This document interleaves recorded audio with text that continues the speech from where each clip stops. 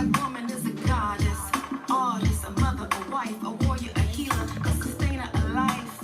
Sun reflecting, third eye connecting, no tap can emulate my melanin activating. Colonizers congregating on how to make me most disrespected. Microphone check, 1 2 1 2. Audrey Candy Corn in the house. What you gonna do? Also known as Sister Save ASoul. Want to thank you for being tuned in to KEXU 96.1 FM LP. That's low power. I want to welcome you all today. I want to start with asking a question. And this question has been around since the very beginning of time. What is violence? Exactly. This is a word that has very many meanings. A word that is traumatizing, negative, and a lot of times is associated with aggressive behavior. If you were to ask someone, what do they view violence to be? You probably would get various answers. I've been working on the Department of Violence Prevention Department for 2 years now. It started with the transition of my 17-year-old son, Torian Dejour Hughes, who is deceased and transitioned December the 20th, 2015. Today is October the 17th, no, the 18th, pardon me. And in 2 days, it will be October the 20th, which is my son's born day. He would have been 20 years of age.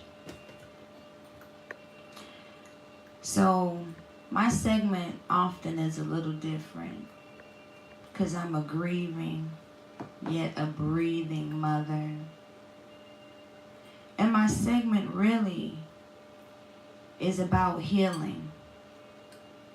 Not only just for myself, but for anyone who happens to find themselves listening or watching this programming station.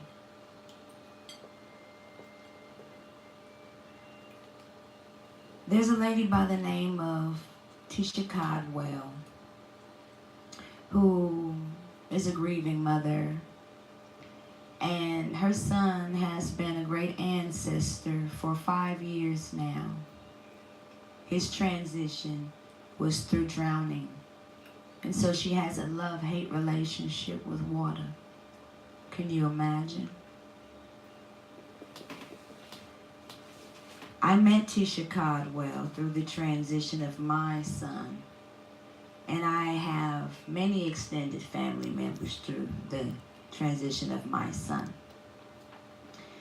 This book is called Life After Death by Tisha Codwell. I'm very proud of her because right now she is currently in Chicago. She has done 3 book signings, one in Oakland, October the 6th, 2018, just recently. Then she went to Chicago and did a book signing, and then she went to Atlanta, and that's currently where she is. In this book, in the back, it has space for writing and journaling. She's asked us grieving mothers to put in words what we are grateful for. Life after death, a journey to hope and healing. I find myself writing in this book often. It is a tool to be utilized for anyone who has a loved one that is being transitioned. Also, Tisha Caldwell has a fraternity of grieving mothers called the Circle of Eight, who will be doing a retreat November the 10th, 11th, and 12th. I want to give a shout out to Mona Lisa for sponsoring and help assisting in the 8 women that will be attending this very first retreat. And what's interesting in this sisterhood is every single one of these mothers have lost their sons. I'd like to say thank you to Brother MacArthur, who has participating and given his time in transportation with his limousine services and helping assist these women get to where they need to be in dealing with gathering together and healing and having a safe space for the women to be, so that they are not on public BART and public transportation, because we do know that right now we are dealing with evil times and public transportation is not safe. Rest in peace, Nia Wilson, as a reminder. So we want to thank you, Brother MacArthur. Let's talk about the soda taxes really quickly. It's been 2 years I voted on the soda taxes, and I'm really curious to know, where is that money? Where is it? It's somewhere. So we need to figure out where that money is and where is it going, because I personally do not want it to be funded to the police department. I would like the money to go towards some organizations that are helping heal the people in the community. So check in on that. These are Oakland, California politics. In addition to that,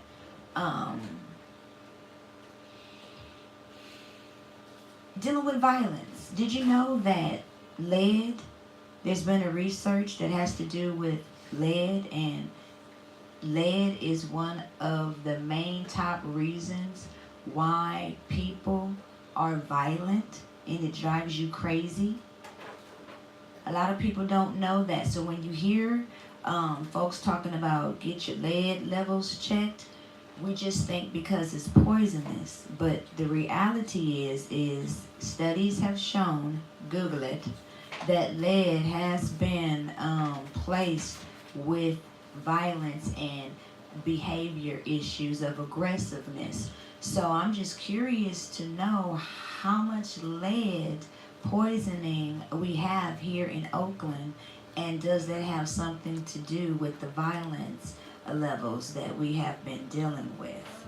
That would be something that the Department of Violence Prevention should look into, and anybody else.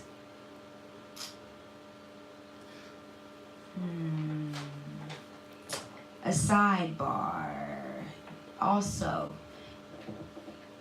did you know that, I don't know about all school districts, but I know that Oakland School District has the right to purchase curriculum. Did you know that your children's curriculum is being purchased? Did you know that? Did you know that the school has the right to say, you know what, our test scores for Montclair went down this year, so we're just going to scrap that curriculum and purchase a whole new curriculum, and hopefully with this curriculum it'll go well, and based on the children's test scores we will make a sound decision on if we're going to keep this curriculum or scrap it. So I did not know that curriculum can be purchased. And if curriculum can be purchased, who is doing the purchasing like, what's the supply and the demand? You know, I have some TAS Foundation curriculum that I've been working on for 5 years now that needs to be inside of the school district. We got anti-bullying campaigns, we have awards, we have team captains, we have songs and jingles, we have our own day, Torian Hughes Day, that the mayor gave to us, Trish Herrera Spencer. And then we got TV, radio, KEXU 96.1, the list goes on. So, street poverty scholars, to call the news, you know. We have some resources and we have some wraparound resources. So I'm putting that out there for the people in the community to know, you know, 1 year your kid is doing really high and you're thinking everything is okay, and then the next year or 2 years, or you move your child to another school district, it's not the fact that your child is dumb or has lost what they have learned. It's the fact that on a massive level, they are systematically being oppressed based on numbers. So I think that's important that people need to know. Also, there is in Emeryville, black people are being pushed out. There is one particular school. Well, first, just let me let you know that Emeryville is kind of like Alameda. They're their own little city. They got their own police department, they have their own fire department, schools, all of that. So they can choose to vote in and vote out what they want. So the thing is it's really only 5 blocks is what Emeryville is that people really don't know, and all of those people are rich, and so all of the children that are coming into Emeryville and using addresses or whatever the case might be, those are the children that need services. And when they do the statistics to say what does the children need in this community, well, because I just lost my train of thought. Basically, what's happening is they're saying that the children don't need certain services, and it has to do with money, and it's because the children are coming from Oakland and other places, and they feel like if they're coming from over there and coming over here, we don't need to be helping them with their education, like they need to go on and be educated where they're at. So that's part of the reason why some of the books and things of that nature have not been upgraded and stuff. And they're trying to kick the black children out. We have Tanisha is a young lady who needs help and wraparound services with a bullying situation. So that's pretty much everything. December the 1st, I will be getting a Mother of the Year award along with a young lady by the name of Tanisha Blue and a young lady named Kenyelle, also known as Peaches. We will be getting Mother of the Year awards. I am appreciative. I never toot my own horn, but I am learning how to celebrate myself. I am Audrey Candy Corn, also known as Sista Save ASoul. It is very important to make sure that we don't view violence as just property, or we don't view violence just as a physical thing. We need to understand that anytime you are stripping somebody from them feeling empowered and disempowered, that is a form of violence. Take care of yourselves and each other. Sun reflecting third eye